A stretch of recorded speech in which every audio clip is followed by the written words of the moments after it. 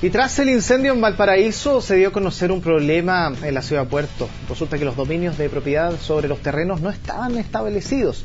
Y es por esto que debe implementarse una regularización de los bienes nacionales, o la llamada ley ladrona, que le han llamado algunos, a través de la cual se establecerá un título de dominio por parte del Estado. Y queremos conocer más detalles sobre este tema, sobre quiénes, por ejemplo, son los beneficiarios, los requisitos y los plazos para su regularización. Y es por eso que nos encontramos en nuestro bloque ciudadano en directo con la abogada María Inés Ibacacha, que le damos la bienvenida. ¿Cómo estás? Muy bien, gracias. Bien, pues lo estábamos hablando, quedó dentro de los tantos temas después de lo que ocurrió con Valparaíso, esto los títulos de dominio. Así es.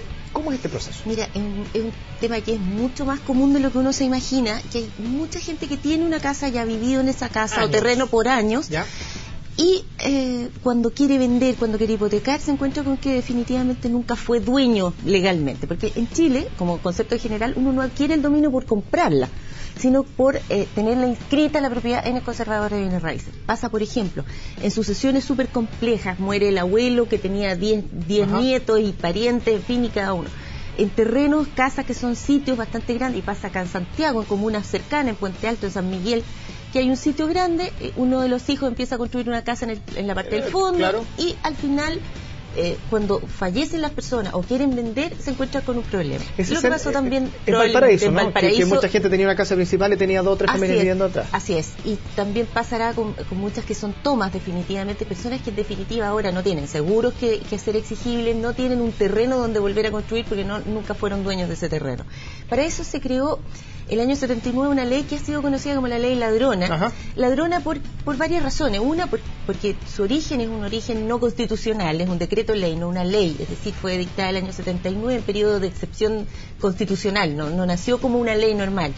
Y segundo, porque atenta contra eventualmente el derecho a propiedad, porque tú puedes adquirir una propiedad aunque esté inscrita a nombre de otra persona, por cumplir ciertos requisitos. Claro, vamos a mostrarles, de hecho, los beneficiados, por ejemplo, quiénes son. Perfecto. Tenemos una gráfica preparada que lo vamos a invitar aquí a ver para que vayamos analizando justamente este tema. Ahí está. ¿Quiénes son los beneficiarios? Primero, las personas naturales o jurídicas, chilenas o extranjeras, ¿no es cierto? Hay ciertas excepciones en las zonas fronterizas que hay que ver, pero son situaciones súper puntuales. Y segundo, que cumplan ciertos requisitos, básicamente haber poseído un terreno, una casa, un departamento, por más de 5 años. 5 años. 5 años, ¿ya? 5 años, sin conflicto, sin que haya otro vecino que le diga, no, este terreno es mío, o que haya conflicto con respecto a la propiedad. 5 años tranquilamente actuando como dueño. ¿Qué es actuar como dueño? Por ejemplo, pagar las contribuciones, hacer una casa, hacer mejoras en el terreno, plantarlo, en fin. Y carecer de un título de dominio a su nombre o tener un título imperfecto. Por ejemplo, pasa, y sobre todo pasaba antes, pero todavía se ve bastante más de lo que uno se imagina, uno tiene una compraventa que nunca se inscribió y esa compraventa, no sé, tenía un defecto, que estaba mal escrito un nombre y ya murieron todas las personas que la otorgaron, no es posible rectificarla, ya han pasado 10 años, 15 años. La forma de solucionarlo es a través de esta regularización. ¿Qué tanto tiene que ver, por ejemplo, el tema de la posesión efectiva? Eso es otro tema completamente distinto, que de repente hay gente que se puede confundir, es otra cosa, ¿no? Es otra cosa, efectivamente. La posesión efectiva es un requisito previo que los herederos puedan disponer de bienes que han heredado de familiares. Son temas diferentes. Puede relacionarse en la medida que hay posesiones efectivas que se hacen extremadamente complejas. Cuando se trata de personas que han fallecido dejando muchos herederos y al final cada uno de esos herederos ha construido pedacitos en cada paño y han muerto, se hace muy difícil, también se puede recurrir a entonces, claro, porque de hecho cuando estaba en Valparaíso había personas que se me acercan y decían, ya, ¿cómo hago la posesión efectiva ahora? No es tema. No es tema. Lo que hay que hacer es esto, como siempre. Que es la regularización. Depende. Si la persona en Viña tiene sus títulos regulares inscritos, no tiene ningún problema.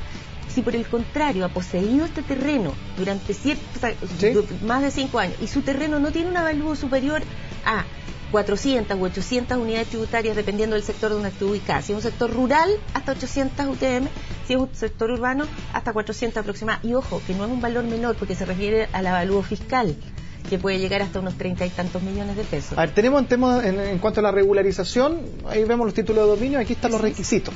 Eso es, la posesión por un periodo de 5 años, ¿ya? Es lo que explicábamos, ¿no es cierto?, que no haya conflicto, que no esté en discusión que 5 años todo el mundo lo considera dueño de ese terreno. Segundo, que el avalúo no exceda de las 800 UTM en el caso que se encuentre en un terreno rural, por ejemplo un campo. y de verdad no es poco, 400 UTM en el caso del terreno urbano, porque piensa que se refiere solamente al avalúo fiscal, y el avalúo comercial puede llegar a veces a 2 o 3 veces ese valor, por lo tanto se refiere a propiedades de hasta 30 millones aproximadamente.